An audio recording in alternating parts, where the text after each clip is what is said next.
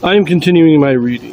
What I'm doing in this series is to read through the entire standard works of the Church of Jesus Christ of Latter-day Saints.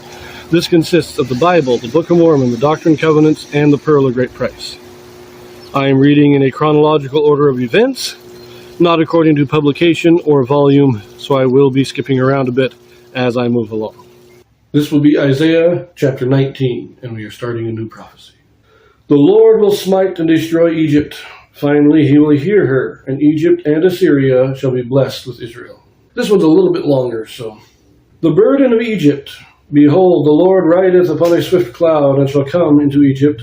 And the idols of Egypt shall be moved out of his presence, and the heart of Egypt shall melt in the midst of it. And I will set the Egyptians against the Egyptians, and they shall fight every one against his brother, and every one against his neighbor, city against city, and kingdom against kingdom. And the spirit of Egypt shall fail in the midst thereof, and I will destroy the counsel thereof. And they shall seek to the idols, and to the charmers, and to them that have familiar spirits, and to the wizards. And the Egyptians will I give over into the hand of a cruel lord, and a fierce king shall rule over them, saith the Lord of hosts. And the waters shall fail from the sea, and the river shall be wasted and dried up.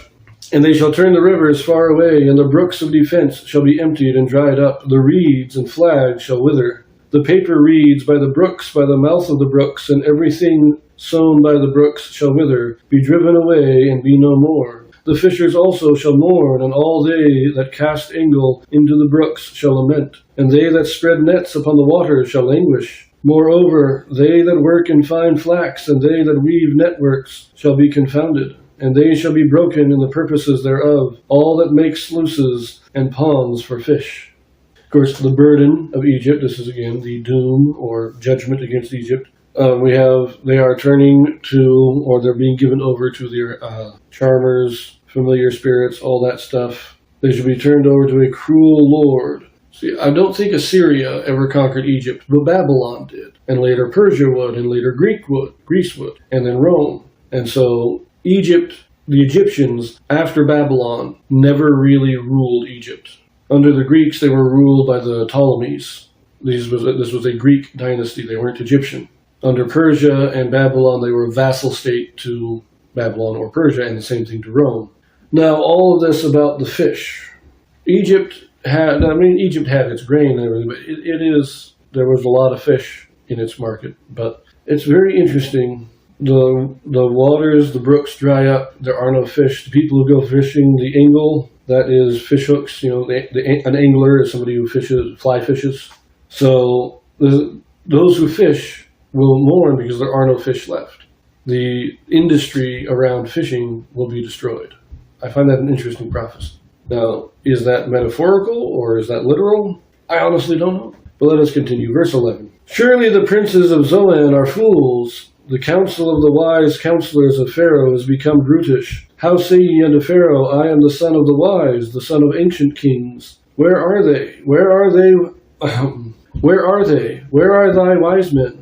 And let them tell thee now, and let them know what the Lord of hosts has purposed upon Egypt. The princes of Zoan are become fools, the princes of Noph are deceived. They have also seduced Egypt, even they that are the stay of the tribes thereof. The Lord hath mingled a perverse spirit in the midst thereof, and they have caused Egypt to err in every work thereof, as a drunken man staggereth in his vomit. Neither shall there be any work of Egypt which the head or tail, branch or rush may do. In that day shall Egypt be like unto women, and it shall be afraid and fear because of the shaking of the hand of the Lord of hosts, which he shaketh over it. And the land of Judah shall be a terror unto Egypt. Even one that maketh mention thereof shall be afraid in himself, because of the counsel of the Lord of hosts, which he hath determined against it. Of course, the mention to the head and tail or branch or rush, this is talking about leaders and peasants or commoners, and saying that nobody, not the leaders and the commoners, none of them are going to be able to actually do anything. The great majesty of Egypt will be done away. There will be no more great works coming out of Egypt. And it's they say they're wise, they think they know what they're doing, but God has determined this against them, and their wise men, the wisdom of their wise men fail. I find it very interesting. Now, I like that the land of Judah shall be a terror unto Egypt. Talking about Judah will scare people. And it does say that this is in the last days that this will happen.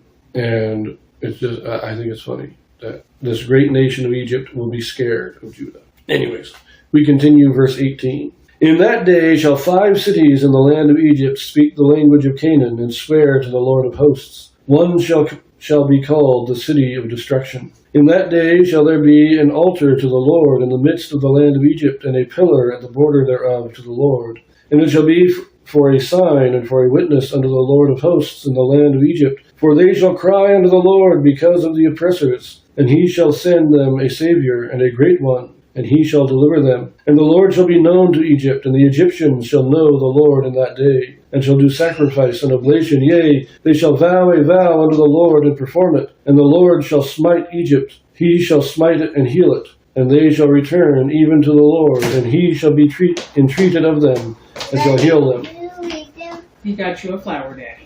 And the Lord shall be known to Egypt, and the Egyptians shall know the Lord in that day, and shall do sacrifice and oblation. Yea, they shall vow a vow unto the Lord, and perform it. And the Lord shall smite Egypt, and he shall smite and heal it.